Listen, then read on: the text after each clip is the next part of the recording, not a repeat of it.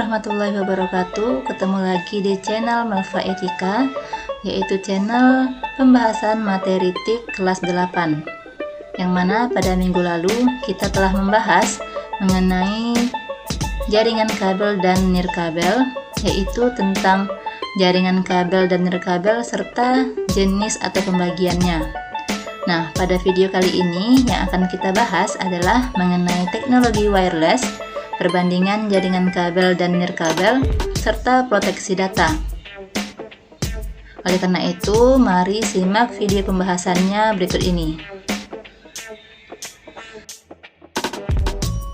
Saat ini, teknologi komunikasi wireless telah menjadi bagian integral dari beberapa jenis perangkat komunikasi yang memungkinkan pengguna untuk melakukan komunikasi bahkan dari tempat yang jauh sekalipun.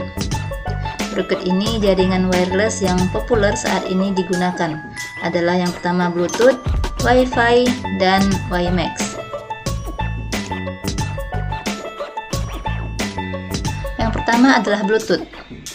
Bluetooth adalah teknologi komunikasi wireless atau tanpa kabel yang beroperasi dalam pita frekuensi 2,4 GHz. Unlicensed ISM atau Industrial, Scientific, dan Medical. Bluetooth menyediakan layanan komunikasi dengan jarak jangkauan layanan yang terbatas atau sekitar 10 meter. Teknologi Bluetooth merupakan kebutuhan komunikasi perlengkapan elektronik sehingga dapat melakukan pertukaran data dengan jarak terbatas. Bluetooth dapat digunakan pada telepon seluler dan laptop. Bluetooth juga termasuk dalam standar IEEE 802.15.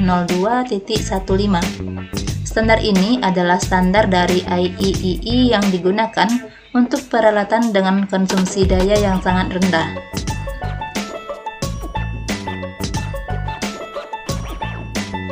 Selanjutnya ada Wi-Fi atau Wireless Fidelity.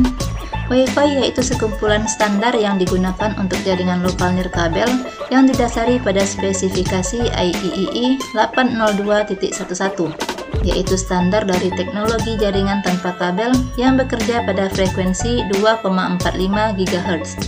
Wi-Fi lebih dikenal sebagai wireless LAN yang merupakan jaringan nirkabel antar komputer melalui protokol LAN. Wi-Fi memiliki kecepatan akses data sampai dengan 54 Mbps dan dapat beroperasi pada kisaran jarak 100 meter sampai dengan 20 km. Karena jangkauannya yang terbatas, Wi-Fi harus dipusatkan pada suatu area tertentu yang disebut dengan hotspot. Pada umumnya, Wi-Fi tidak mampu bekerja dengan pantulan dan harus bekerja tanpa halangan objek.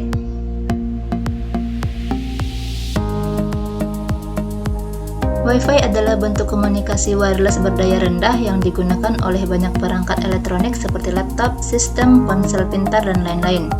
Dalam pengaturan Wi-Fi, router wireless berfungsi sebagai hub komunikasi. Jaringan-jaringan ini sangat terbatas dalam jangkauan karena rendahnya daya transmisi yang memungkinkan pengguna untuk terhubung hanya dalam jarak dekat dengan router atau pengulang sinyal. Wi-Fi adalah umum dalam aplikasi jaringan rumah yang menyediakan portabilitas tanpa perlu kabel.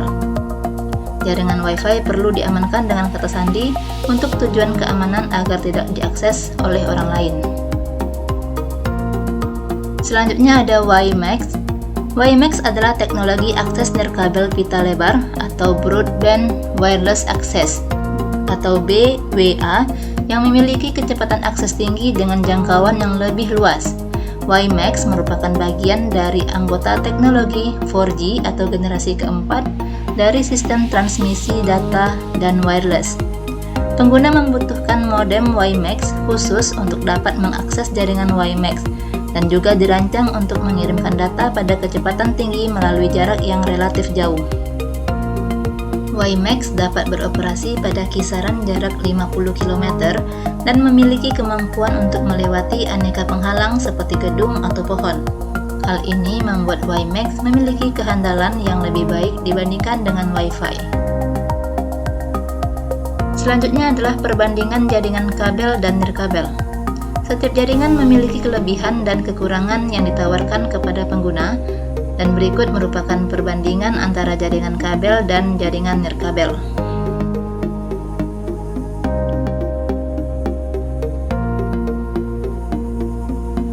Nah, berikut ini adalah kelebihan dan kekurangan dari jaringan kabel. Yang pertama yang akan dibahas adalah kelebihan dari jaringan kabel. Yang pertama, harganya relatif murah.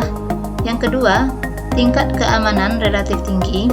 Yang ketiga, performa jaringan dan bandwidth yang lebih tinggi dan lancar. Yang keempat, proses instalasi yang mudah. Yang kelima, biaya yang murah dalam investasi jaringan. Keenam, koneksi tidak rentan terhadap gangguan pada sinyal yang dapat memperlambat koneksi. Dan yang terakhir, koneksi jaringan kabel lebih cepat daripada nirkabel, yang memungkinkan kecepatan transfer data yang cepat. Selanjutnya yang kedua adalah kekurangan dari jaringan kabel. Yang pertama, keamanan pada kabel LAN akan hilang pada saat kabel jaringan dipotong. Yang kedua, jangkauan dan akses klien yang terbatas. Yang ketiga, sulit dan membutuhkan banyak biaya yang cukup mahal untuk memperluas jaringan. Yang keempat, jaringan kabel lebih tidak nyaman digunakan untuk perangkat mobile karena menggunakan kabel. Serta yang terakhir, kerapihan yang kurang karena kabelnya yang berantakan, atau nilai estetikanya kurang karena kabelnya yang berantakan.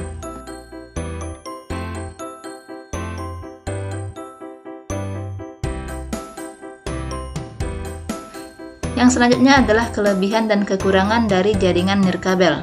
Yang pertama, kelebihannya yaitu jangkauannya yang luas. Yang kedua, mudah dan murah untuk direlokasi dan mendukung portabilitas. Yang ketiga, dapat terkoneksi ke jaringan kapanpun. Dan yang terakhir, fleksibilitas tempat dan infrastrukturnya yang berdimensi kecil.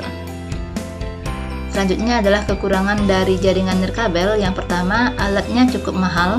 Yang kedua, keamanan data kurang terjamin.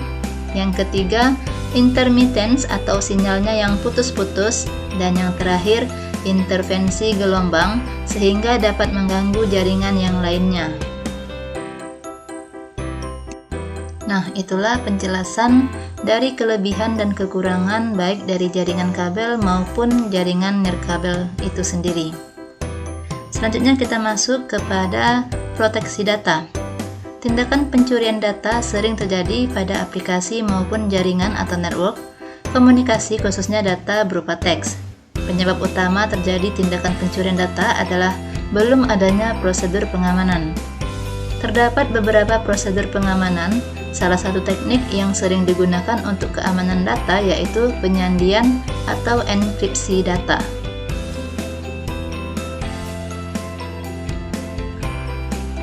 Enkripsi berasal dari kata encryption yang berasal dari bahasa Yunani yaitu kryptos yang berarti tersembunyi.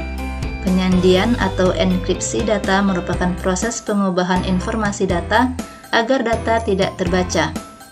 Data protection atau proteksi data adalah berbagai langkah keamanan yang digunakan untuk melindungi data berharga. Mengumpulkan data pada database perlu dilindungi terhadap berbagai ancaman, termasuk dari peretas, perangkat lunak, dan kegagalan sistem jaringan. Banyak paket perangkat lunak tersedia yang melindungi informasi kata sandi dan juga menyediakan cadangan data sehingga informasi penting tidak akan hilang. Disebut juga dengan perlindungan data. Berikutnya adalah cara kerja enkripsi data. Sebelum dienkripsi, data-data yang masih mentah disebut plain text.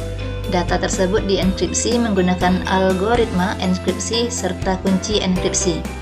Enkripsi menggunakan algoritma yang kompleks yang disebut chipper dalam rangka untuk mengubah data normal atau plain text menjadi serangkaian karakter acak atau ciphertext yang tidak dapat dibaca oleh orang-orang tanpa kunci khusus yang membuat data tersebut terdeskripsi. Mereka yang memiliki kunci dapat mendeskripsi data untuk melihat plain text dari karakter string acak ciphertextnya. Algoritma enkripsi ini terdiri atas dua jenis, yaitu enkripsi simetris atau algoritma symmetric key atau disebut juga dengan private key, dan enkripsi asimetris atau algoritma asymmetric key atau disebut juga dengan public key.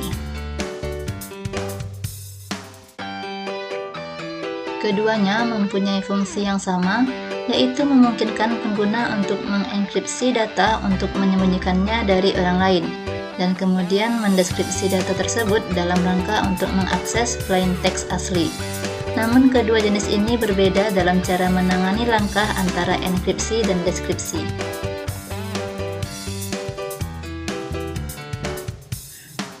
Nah, perhatikan gambar berikut ini. Ini merupakan cara enkripsi algoritma symmetric key. Algoritma ini menggunakan kunci enkripsi yang sama untuk melakukan enkripsi dan deskripsi data. Nah, simak contoh kasus berikut ini. Misalnya Niki dan Niko keduanya memiliki kunci ke kotak, tetapi dalam skenario ini, kunci yang mereka miliki melakukan hal yang sama. Keduanya kini dapat menambah atau menghapus sesuatu dari kotak. Niko sekarang dapat mengenkripsi pesan serta mendeskripsi dengan kuncinya, dan Niki dapat melakukan hal yang sama dengan miliknya.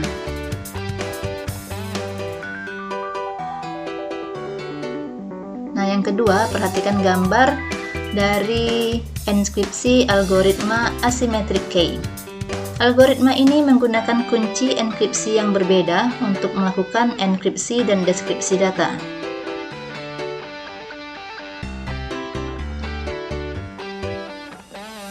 Dan perhatikan contoh kasusnya.